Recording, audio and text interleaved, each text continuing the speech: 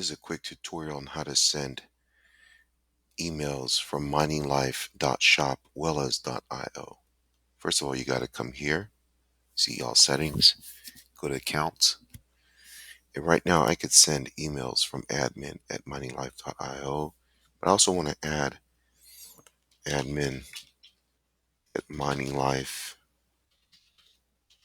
shop. Okay, I'm going to treat it as an alias, and it automatically adds it because I've already added it to the admin panel. Okay, and you can choose which email you're going to do default from. And in here, always reply from the default address. I rather choose reply from the same address the message was sent to. So if someone emails you at mininglife.shop, it'll reply with mininglife.shop.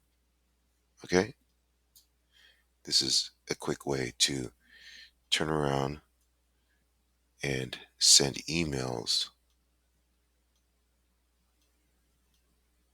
from different addresses.